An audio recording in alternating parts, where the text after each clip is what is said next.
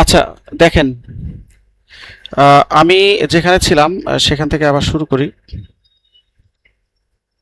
Sir আপনার স্ক্রিনটা দেখা যাচ্ছে না। হ্যাঁ, আমি স্ক্রিনটা শেয়ার দিচ্ছি।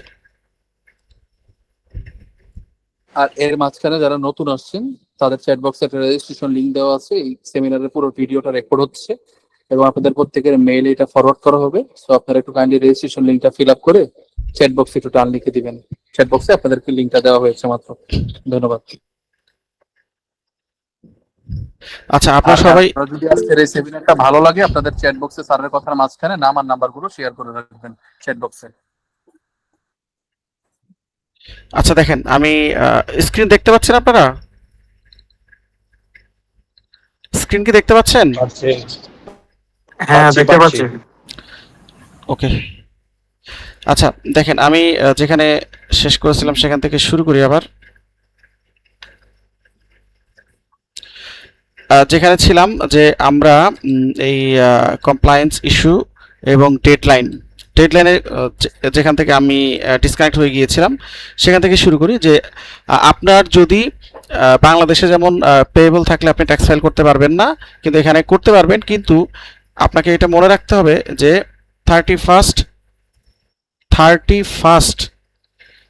জানুয়ারির মধ্যে আপনাকে পেমেন্টটা করতে হবে।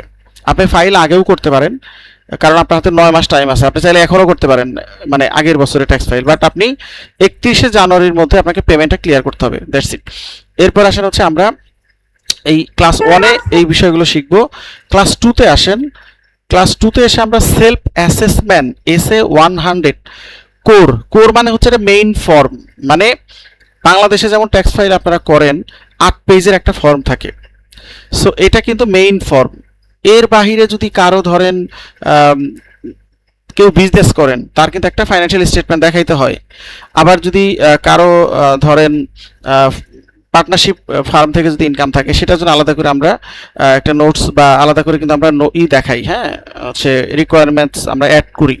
এইভাবে আপনার যার যত বেশি তথ্য থাকে তার সাথে কিন্তু তত বেশি পেজ কিন্তু আমরা অ্যাড করি।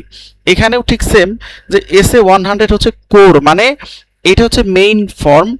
এর বাহিরে যেগুলো আসবে, যেমন এর বাইরে যদি SA 102 মানে আপনার যদি এমপ্লয়মেন্ট ইনকাম থাকে, তারপরে যদি সেলফ এমপ্লয়মেন্ট ইনকাম থাকে, প্রপার্টি ইনকাম থাকে, তখন আলাদা আলাদা করে সাপ্লিমেন্টারি ফর্ম এখানে অ্যাড করতে হয়। সো প্রথমে আমরা আসি SA 100 মানে মেইন ফর্ম। এখানে কি কি থাকবে এই বিষয়গুলো নিয়ে আলোচনা হবে। আর এই মেইন ফর্মের সাথে আমরা এমপ্লয়মেন্ট ইনকাম, যেটা হচ্ছে স্যালারি ইনকাম যেটাকে আমরা বলি, P60 মানে আপনি সারা বছর কত টাকা ইনকাম স্যালারি পারপাস পেয়েছেন, এবং সেই টাকা থেকে কত টাকা ন্যাশনাল ইন্স্যুরেন্সে কাটা হয়েছে আর কত টাকা আপনার পেরোল ট্যাক্সে কাটা হয়েছে। এই 3টা রিপোর্ট আপনার এই P60 ফর্মে থাকবে, যেটা ইউএস এর ক্ষেত্রে বলা হয় W2 আর ইউকে এর ক্ষেত্রে বলা হয় P60। P45 নামে আরেকটা ফর্ম আছে। একই ব্যক্তি যদি ধরেন একই ট্যাক্স ইয়ারে একাধিক কোম্পানিতে সে কাজ করতে পারে। এখন আপনি ধরেন প্রথম 6 মাস একটা কোম্পানিতে ছিলেন, সেখানে আপনি 6 মাসে যা বেতন পেয়েছেন, সেখান থেকে যা ট্যাক্স কাটা হয়েছে, যেই টাকা ন্যাশনাল ইন্স্যুরেন্সে দিয়েছেন, এই রিপোর্টটা আপনার P45-এ থাকবে। এবং সে যখন অন্য একটা কোম্পানিতে যাবে ওই ট্যাক্স পিরিয়ডে, তখন ওই এমপ্লয়ারকে আপনার P45টা দিতে হবে। দিলে সে কি করবে, তার রেকর্ডে আপনার নামটা যখন এন্ট্রি হবে, তখন সে প্রিভিয়াসলি যে ব্যালেন্সটা থাকবে, কত টাকা পেয়েছেন, কত টাকা আপনি ইন্স্যুরেন্স পারপাস দিয়েছেন, কত টাকা ট্যাক্স পারপাস দিয়েছেন, ওই বিষয়গুলো তার নামের সাথে ওপেনিং ব্যালেন্স হিসাবে অ্যাড হবে। এবং পরবর্তী 6 মান্থে সে যা যা পাবে ওই অ্যামাউন্টগুলোর সাথে যুক্ত হয়ে তার কমপ্লিট P60 ফর্মটা ফাইল করা হবে। এটা হচ্ছে P45 আর P60, এই দুইটার ব্যবহার। এরপর আসেন ব্যাংক ইন্টারেস্ট। এটা যদি থাকে তাহলে আমরা এটা কিভাবে এখানে ইনকাম হিসেবে দেখাবো।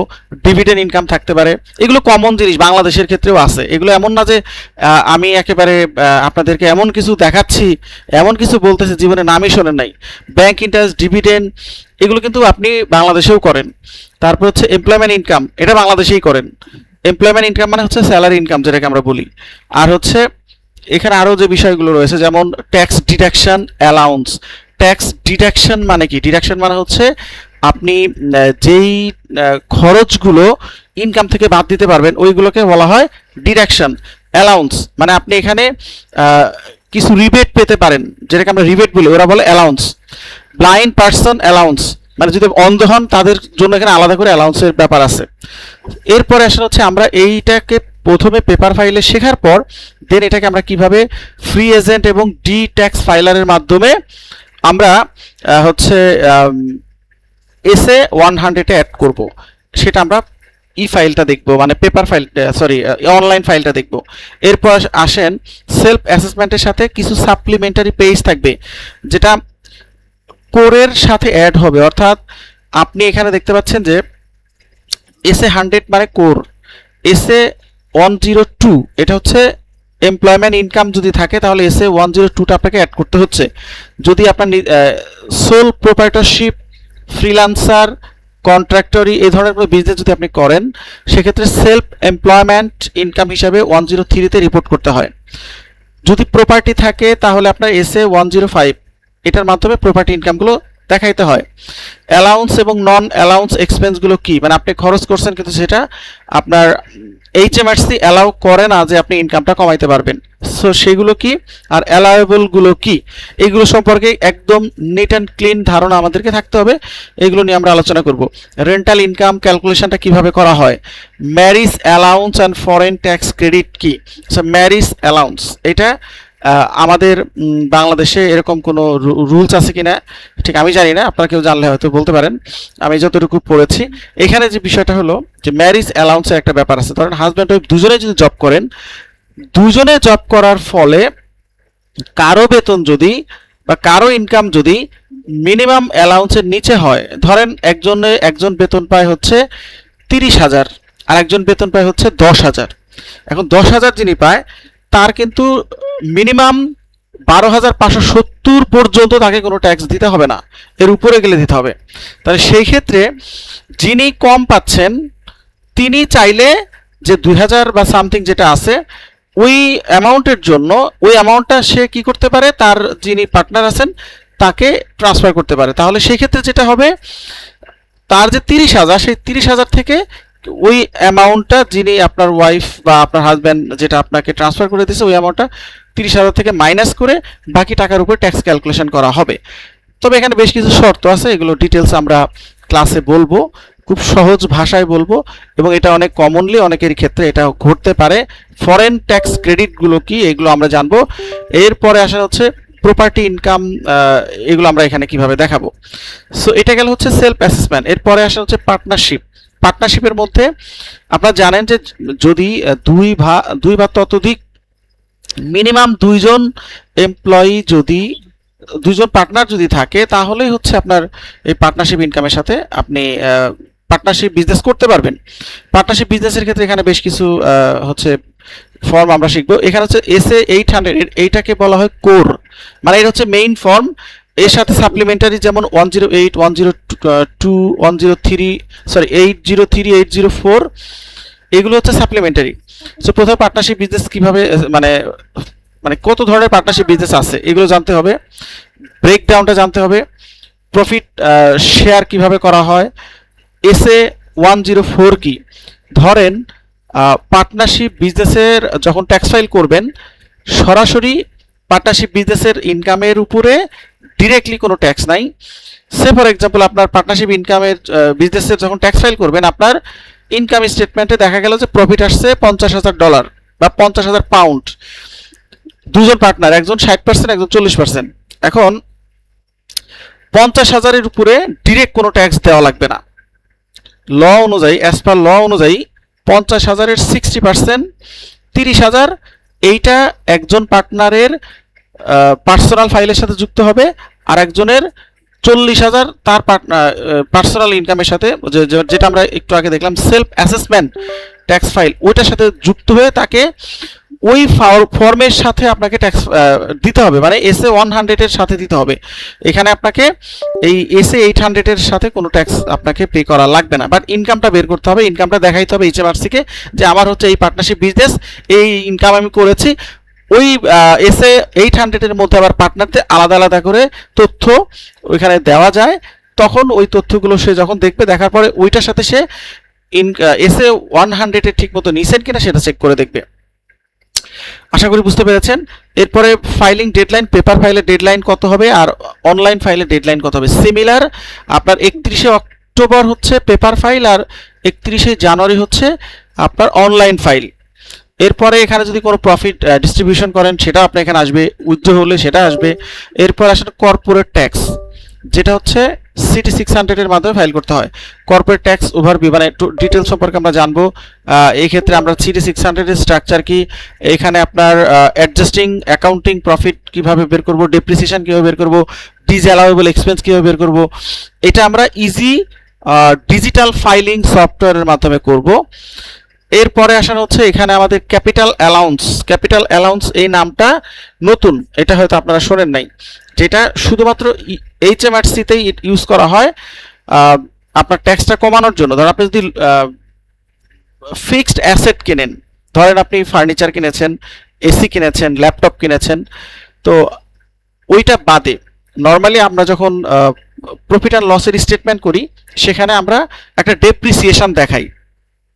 ঠিক যখন আপনি ট্যাক্স ফাইল করবেন, দেখা গেল আপনার প্রফিট আসছে 52,000 আর আপনি এইখানে ধরেন $15,000 ল্যাপটপ এবং ফার্নিচার কিনেছেন এবং ওইটার উপরে $2,000 আপনি ডেপ্রিসিয়েশন ধরেছেন ইনকাম স্টেটমেন্টে। আপনাকে যখন ট্যাক্স ফাইল যখন করবেন, কেউ কিছু বলছেন? আচ্ছা, যখন ট্যাক্স ফাইল আপনি করবেন খেয়াল করেন, তখন আপনাকে ওই $2,000 যেটা আপনি ডেপ্রিসিয়েশন হিসেবে ধরেছিলেন ওই $2,000 আবার 52,000 এর সাথে যোগ করতে হবে। কত? 54,000 থেকে আপনি ডিরেক্ট 15,000 মাইনাস করতে পারবেন, করে যে অ্যামাউন্ট আসবে ওই অ্যামাউন্টের উপর আপনাকে ট্যাক্স ক্যালকুলেশন করতে হবে। এবার প্রফিট ডিস্ট্রিবিউশন হবে, তার মানে HMRC আপনাকে কিন্তু ট্যাক্স রিলিফ করে দিচ্ছে অনেক টাকা। এরপর আসা হচ্ছে ডেডলাইন জানবেন, পেনাল্টি কি সেটা জানবো আমরা। এখানে আমরা filing deadline SA 100, SA 800, city 600 এই তিনটা হচ্ছে মাদার ফর্ম, আর বাকি যেগুলো বললাম ওগুলো হচ্ছে সাপ্লিমেন্টারি ফর্ম। লেট ফাইলিং এর জন্য কত টাকা চার্জ কাটা হবে, ইন্টারেস্ট কত হবে, শার্ট চার্জ কিভাবে কাটা হবে, কমপ্লায়েন্স চেক লিস্টটা কিভাবে দিব, সিটি 600 আমরা ইজি মেকিং ট্যাক্স ডিজিটালের মাধ্যমে পে করব। এরপর আসছে রিয়াল কেস স্টাডি, অর্থাৎ আমরা মাল্টিপল ইনকাম আছে এরকম ক্লায়েন্টের ট্যাক্স ফাইল করব, যেমন তার জব আছে, ফ্রিল্যান্সিং ইনকাম আছে, তারপরে কোম্পানি ইনকাম আছে, আরও যত ধরনের ইনকাম থাকবে, মোটামুটি এক কমপ্লেক্স ফাইল কিভাবে সাবমিট করতে হয় সেই বিষয়গুলো আমরা জানবো। এরপরে এরর চেকিং কিভাবে করবেন, HMRC-র মিস্টেক কমন কি কি মিস্টেক থাকে সেগুলো জানবো। এরপরে হচ্ছে আমাদের মোটামুটি ট্যাক্সের পার্ট শেষ। এরপরে আসেন মডিউল 2-তে আমরা UK payroll and payroll tax, এখানে দুইটা ক্লাস থাকবে, একটা কুইক বুকসের মাধ্যমে দেখাবো, একটা জেরোর মাধ্যমে দেখাবো। সো যারা আগে থেকে জানেন তাদের জন্য গুড নিউজ, আর যারা জানেন না হয় তারা শিখবেন, অথবা আমরা যখন শুরু করি, ধরেন আমরা যখন স্টার্ট করব এই ট্যাক্স দিয়ে, তখন শুরুর দিনে আমি আমার একটা ফ্রি কোর্স আছে যেটা আপনাদেরকে দিয়ে দিব। ইন দ্য মিন টাইম আপনারা ওই ভিডিও দেখে দেখে বেসিকটা দেখে নেবেন, ঠিক আছে? এরপরে আমরা হচ্ছে এখানে চলে আসবো ট্যাক্সে। সো তারপরে যদি সমস্যা হয়, সরি ভাই একটু ইন্টারাপ্ট করলাম, এই ফ্রি কোর্সটা কিসের উপরে? কুইক বুকসের উপরে। কুইক বুকসের উপরে, কারণ যেহেতু আমরা কুইক বুকস ইউজ করে আমরা হচ্ছে পেরোলটা করব, সো আপনি যদি পেরোল করার আগে কুইক বুকসের বেসিক ফাংশনগুলো আপনি জানলেন, কোন ফাংশন কিভাবে কাজ করে, তখন আপনার জন্য ইজি হবে। আর যারা আগে কোর্স করেছেন তাদের কিচ্ছু করতে হবে না, তারা ডিরেক্টলি তাদের তো নলেজ আছেই, তাদের আর কিছু করতে হবে না।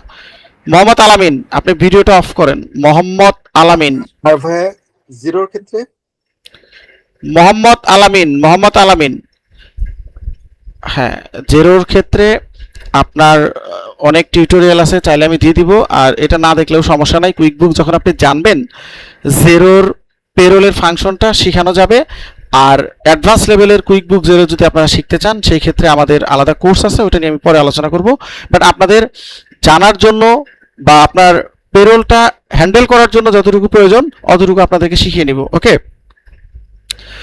এরপর আসেন হচ্ছে সেটা মানে সেট করব, মানে কুইক বুক বলেন আর জিরোতে বলেন, ওটা কি আমরা সেট করি না কোম্পানি থেকে সেট করে দেয় যার আন্ডারে কাজ করবো এরকম কিছু আছে? আচ্ছা, কোশ্চেনগুলো আমরা পরে নেই, তারপরে আপনি যেহেতু কোশ্চেন করছেন আমি উত্তরটা দিয়ে দিচ্ছি। আমরা যেটা শিখছি সেগুলো স্যাম্পল কোম্পানি দিয়ে আমরা কোম্পানি ওপেন করে করব, বাট আমরা যখন মানে ক্লায়েন্ট যখন আমাদেরকে কুইক বুকসের এক্সেস দিবে তখন তার কোম্পানি থাকবে, তার এমপ্লয়ি থাকবে, জাস্ট আমরা তার ওইখানে ঢুকে আমরা এমপ্লয়ীদের স্যালারিগুলো ক্যালকুলেশন করে দিব। বুঝে গেছে? জি বুঝা গেছে। ওকে, এরপর আসেন আমরা পেরোলের কি কি শিখবো। পেরোল আমরা এইখানে যে পেরোলের যে পার্টটা শিখাবো এটা আপনি বাংলাদেশের কোনো ইনস্টিটিউটে আপনি এত ইনডেপথ পেরোল আপনি শেখার কোনো সুযোগ পাবেন না। ঠিক আছে, এখানে দেখেন আমরা pay system, national insurance contribution, employee employer responsibility, salary structure, tax code, RTI submission, payroll compliance বা পেরোল রুলস। তার মানে অ্যাট ফার্স্ট আমরা পেরোল সেটিং করব, এমপ্লয়ি অ্যাড করব, তারপরে ধরেন এমপ্লয়ীদের যেই আপনার অনবোর্ড করতে যে সমস্ত তথ্য লাগে সমস্ত তথ্য আমরা দিব। পাশাপাশি ওই যে বললাম যে P45 যদি আগের কোনো কোম্পানি থেকে সে এখানে আসে তাহলে তার P45 এর তথ্যগুলো আমরা কি করে এখানে বসাবো সেটাও দেখাবো। P60 হচ্ছে ওভারঅল 1 বছরের ট্যাক্স এবং 1 বছরের স্যালারি রিপোর্টটা ওখানে থাকে, যেটা আমার ট্যাক্স ফাইল করার সময় প্রয়োজন। আমরা তো ইয়ারলি ট্যাক্স ফাইল করি। আরটিআই কি? রিয়েল টাইম আপনার হচ্ছে ট্যাক্স ফাইল আপনি করতে পারবেন। ধরেন আপনি যে 1 মাসের মানে পেরোলটা রান করবেন, রান করার পরে আপনি যখন আরটিআই করবেন সরাসরি আপনার এমপ্লয়ি থেকে যে টাকাটা কাটলেন ওই টাকাটা সরাসরি এইচএমআরসিতে চলে যাবে। ঠিক আছে, এরপরে পেরোল কমপ্লায়েন্স। তাহলে পেরোলের মোটামুটি আমরা কুইক বুকসে বেশ একেবারে মানে পেরোলের পুরোটাই আমরা কভার করব এবং জেরোতেও কভার করব। জেরোতে হচ্ছে আপনার কিভাবে আপনি পেরোল সেট আপ করবেন, কিভাবে পেরোল কনফিগার করবেন, কিভাবে পেরোল এমপ্লয় অনবোর্ড করবেন, আরটিআই করবেন এবং পেরোল রিপোর্ট এবং রিকনসিলেশন কিভাবে করবেন তার সব কিছু আপনারা পেয়ে যাচ্ছেন এই একটা কোর্সেই। তার মানে পেরোলের সার্ভিস আপনি আলাদা করে দিতে পারবেন এবং ট্যাক্সের সার্ভিস আলাদা করে দিতে পারবেন। এরপরে আসেন হচ্ছে ভ্যাট রিটার্ন, এটা আলাদা একটা সার্ভিস। ভ্যাট রিটার্নের উপর একটা ক্লাস থাকবে। এখানে আমরা নর্মাল ভ্যাট রিটার্ন এবং পোস্ট ফোন ভ্যাট রিটার্ন দুইটাই করতে পারবো। পোস্ট ফোন ভ্যাট রিটার্নটা কি? ধরেন আপনার এই বছর এই একটা পিরিয়ডে অনেক টাকা ভ্যাট আসছে আর আপনি চাচ্ছেন যে এই টোটাল টাকাটা আপনি একবারে না দিয়ে ভেঙে ভেঙে দিবেন। ঠিক আছে, তাহলে আপনি কি করতে পারবেন? পোস্ট ফোন ভ্যাটের জন্য আপনি অ্যাপ্লাই করলে তখন আপনি কি করতে পারেন? ওই পেয়েবলটাকে আপনি কয়েকটা মানে ধাপে স্প্লিট করে আপনি পে করতে পারেন। ঠিক আছে, প্রথমে হচ্ছে আমরা ভ্যাট ফাউন্ডেশন বা রেজিস্ট্রেশন কিভাবে করে, তারপর ইনপুট ভ্যাট কি, আউটপুট ভ্যাট কি, ভ্যাটের স্কিমগুলো কি, ভ্যাটের রেট কি, ফ্ল্যাট রেট, তারপর হচ্ছে আমাদের স্ট্যান্ডার্ড রেট বা রিডিউস রেট, এগুলো আমরা জানবো। দেন হচ্ছে মেকিং ট্যাক্স ডিজিটাল কি, এটা আসলে আমাদের এই ভ্যাট রিটার্নের ক্ষেত্রে কতটা সহযোগী হবে বা ভূমিকা রাখবে। প্লাস হচ্ছে আমরা এই ভ্যাট রিটার্ন কুইক বুকসে দেখাবো, জেরোতে দেখাবো, ইজি এমটিটিতে দেখাবো, এরপরে হচ্ছে ব্রিজিং সফটওয়্যারের মাধ্যমে দেখাবো। মানে এখানে আপনি 4টা অপশনে easy MTT VAT bridging zero quick books এই 4টা সফটওয়্যারের মাধ্যমে ভ্যাট রিটার্ন কিভাবে করতে হয় সেটা আমরা শিখাবো। এরপরে আসেন হচ্ছে এই 3টা বিষয় হচ্ছে আমাদের এই কোর্সের কোর ইনফরমেশন বা কোর টপিক।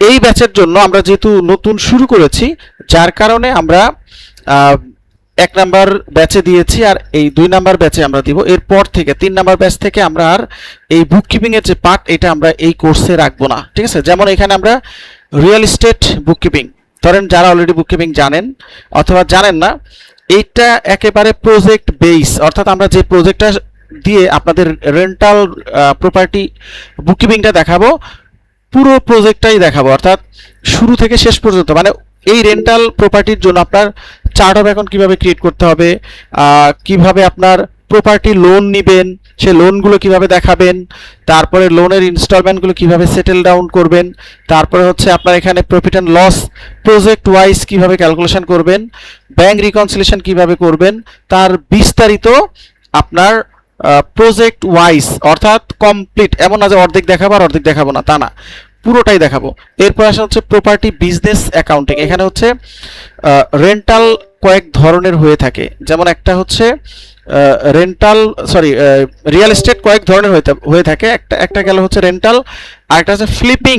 ফ্লিপিং হচ্ছে, রেন্টাল তো বোঝেনি যে আপনার একটা বাড়ি আছে অথবা আপনার একটা জমি আছে, ভাড়া দিয়ে আপনি ইনকাম করতেছেন, এটা একটা রিয়েল এস্টেট।